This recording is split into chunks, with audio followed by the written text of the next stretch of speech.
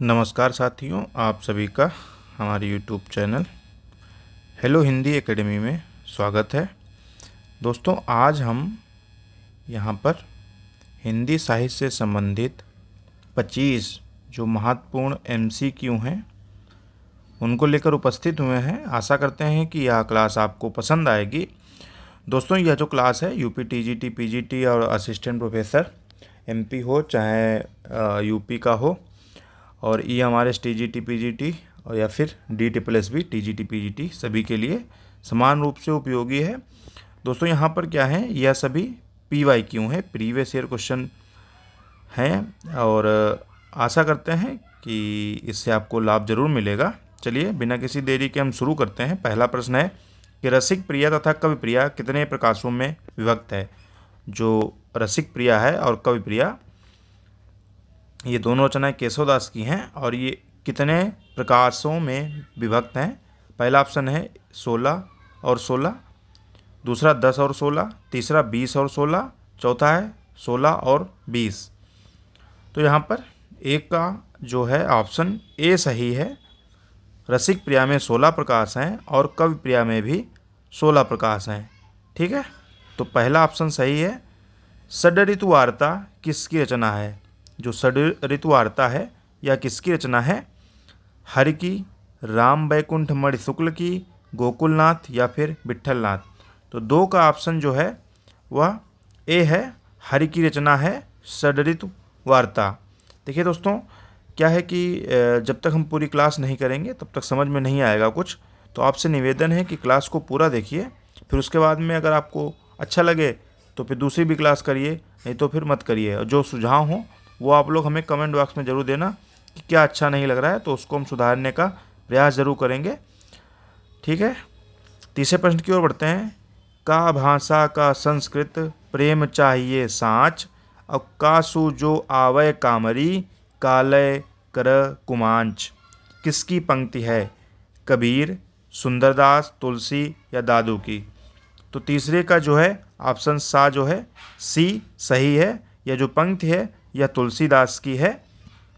आगे बढ़ते हैं। कौन सी पंक्ति जायसी की नहीं है। ठीक है, कौन सी पंक्ति जायसी की नहीं है। ये 4 पंक्तियां दी गई हैं यहाँ पर, इनमें से बताना है आपको कौन सी पंक्ति जायसी की नहीं है। सन 927 आह, कथा आरंभ बैन कवि कहा। तो यह जो पंक्ति है यह जायसी की तो है 100%।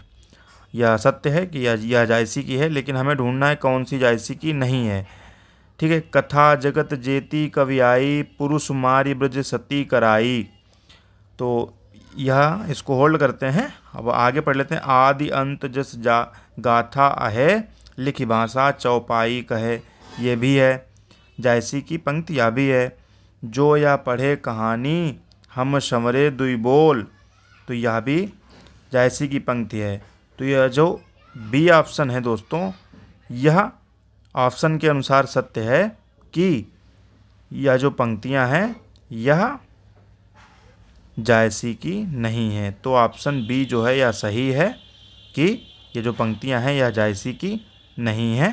ठीक है, बी ऑप्शन सही है और इसको हम मिटा देते हैं यह।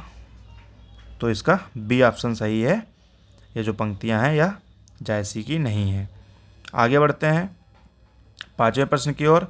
सन 927 आह, कथा आरंभ बैन कवि कहा। तो इसको तो अभी ऊपर पढ़ ही चुके हैं हम। जो पहला ऑप्शन था इसमें ये रहा, तो यह जायसी की है पंक्ति। तो अच्छा हाँ, कि किस रचना की पंक्ति है, ये नया मतलब वहाँ पर ये बता दिया कि जायसी की है।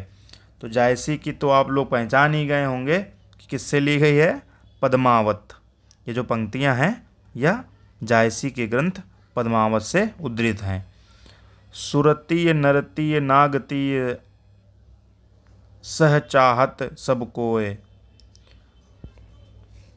ठीक है, तो ये पंक्तियाँ आपको बतानी है किसकी है। रहीम, गंग, नरिहर या तुलसी।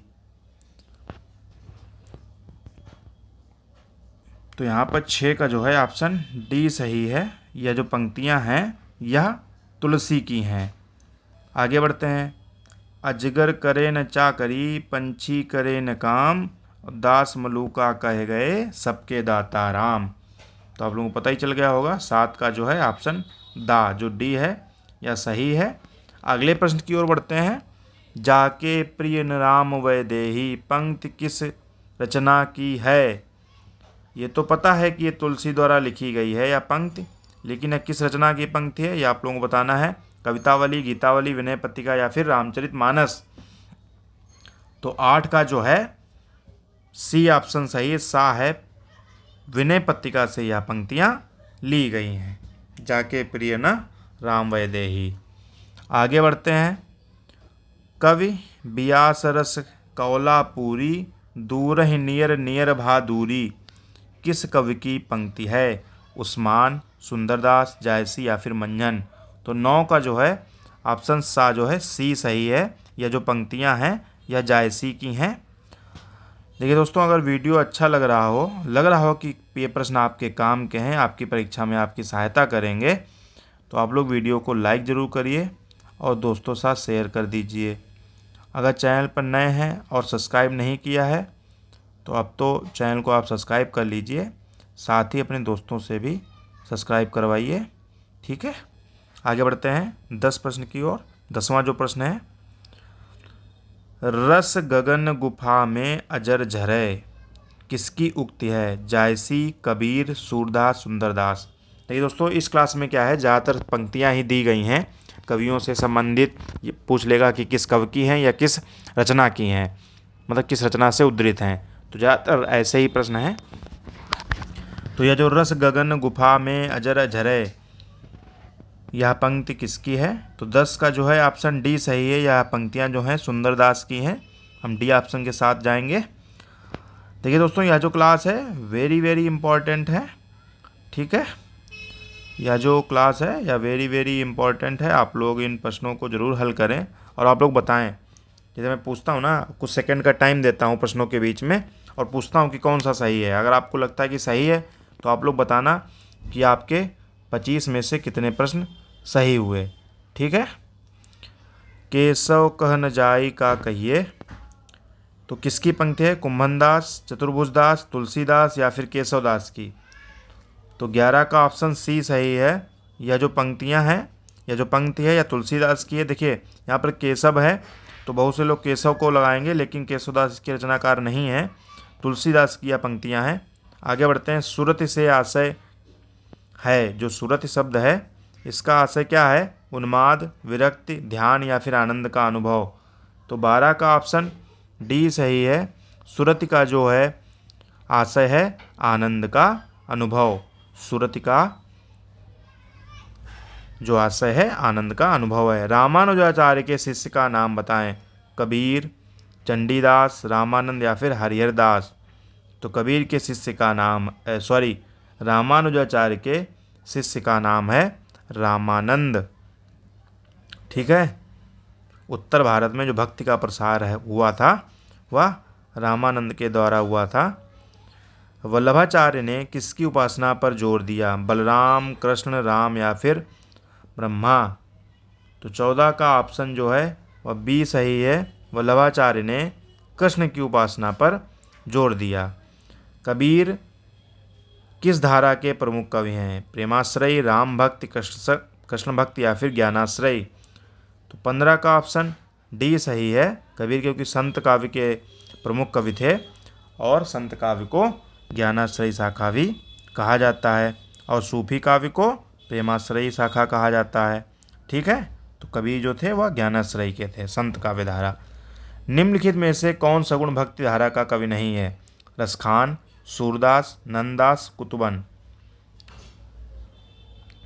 तो 16 का जो है ऑप्शन डी सही है। कुतुबन जो थे यह सगुण भक्ति धारा के कवि नहीं थे। प्रेम की पीर की अभिव्यक्ति किन कवियों ने की। जो प्रेम की पीर की जो अभिव्यक्ति है वह किन कवियों ने की। प्रेम मार्गी कवियों ने, ज्ञान या फिर सगुण या फिर उपरोक्त में से कोई नहीं। तो 17 का जो है ऑप्शन ए सही है। प्रेम मार्गी कवियों ने प्रेम की पीर की अभिव्यक्ति की है। और प्रेम की पीर के कवि किसे कहा जाता है। प्रेम के पीर की कवि किसे कहा जाता है। तो आप लोग हमें कमेंट बॉक्स में बताइए। प्रेम मार्गी कवियों पर किसका गहरा प्रभाव था?